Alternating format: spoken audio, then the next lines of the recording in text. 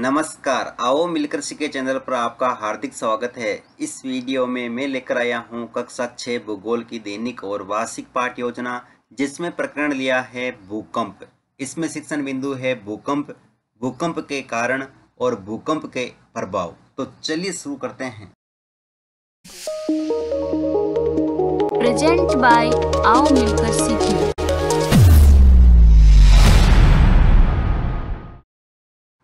सर्वप्रथम लिखेंगे विद्यालय का नाम, जहां पर आप ये लेसन प्रस्तुत करेंगे। कक्षा 6 विषय भूगोल प्रकरण भूकंप।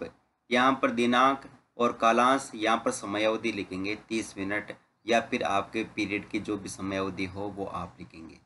यहाँ पर एक टेबल बना करके एक तरफ लिखेंगे शिक्षण उद्देश्य, दूसरी तरफ अपेक्षित व्यवहारगत परिवर्तन। शिक्षण उद्देश्य में पहला लिखेंगे ज्ञानात्मक। इसमें लिखना है विद्यार्थी भूकंप के संदर्भ में प्रत्यय विज्ञान प्राप्त कर सकेंगे।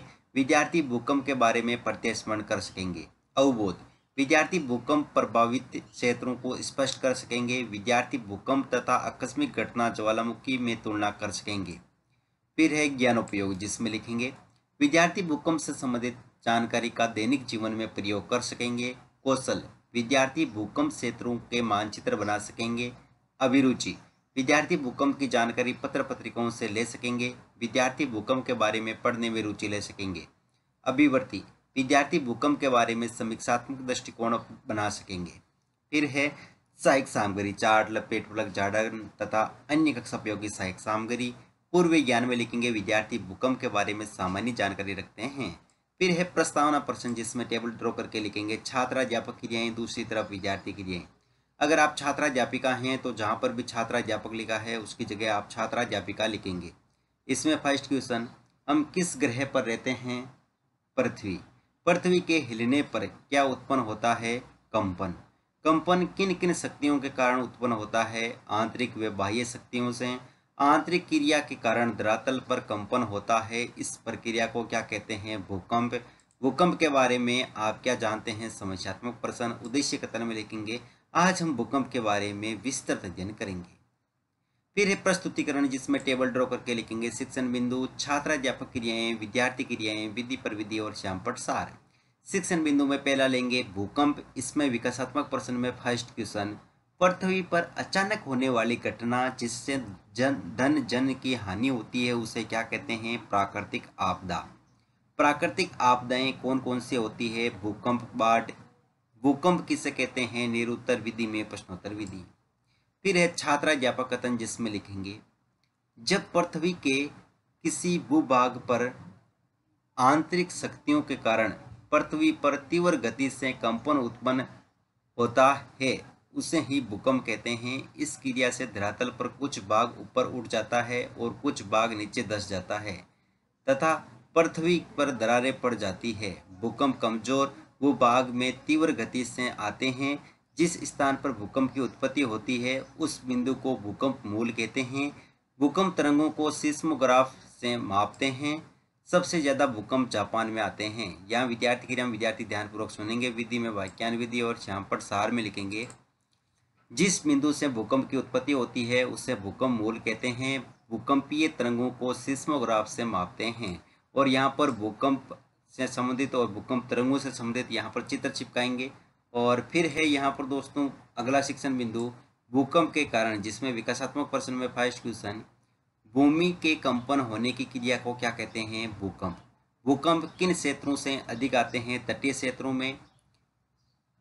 तटीय क्षेत्रों में भूकंप आने का क्या कारण है? निरुत्तर विधि में प्रश्नोत्तर विधि। फिर है छात्राध्यापक कथन, जिसमें लिखेंगे भूकंप आने के निम्नलिखित कारण हैं। धरातल की शेल परतों में होने वाली हलचल है। ज्वालामुखी विस्फोट के कारण तटीय क्षेत्रों में भूकंप के झटके आते हैं। भूगर्भ में तनाव दबाव के कारण भूपटल पर दरार, मोड़ व वलन उत्पन्न हो जाता है, तब भूकंप आते हैं।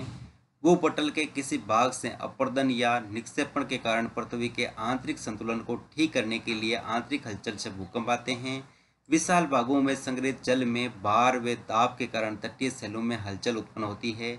यहाँ पर विद्यार्थी क्रिया में लिखेंगे विद्यार्थी ध्यानपूर्वक सुनेंगे। विधि में वाक्य विधि और श्यामपट सार में लिखेंगे ज्वालामुखी के कारण संग्रहित जल के कारण भूगर्भ में तनाव दबाव के कारण भूकंप आते हैं। फिर है दोस्तों अगला शिक्षण बिंदु भूकंप के प्रभाव, जिसमें विकासात्मक प्रश्न में फर्स्ट क्वेश्चन, सबसे विनाशकारी घटना कौन सी है? भूकंप। भूकंप से मकानों में क्या पड़ जाती है? दरारें पड़ जाती है। दरारें पड़ जाने से क्या होता है? यातायात अवरोध। भूकंप से मानव जीवन पर क्या प्रभाव पड़ता है? निरुत्तर विधि में प्रश्नोत्तर विधि।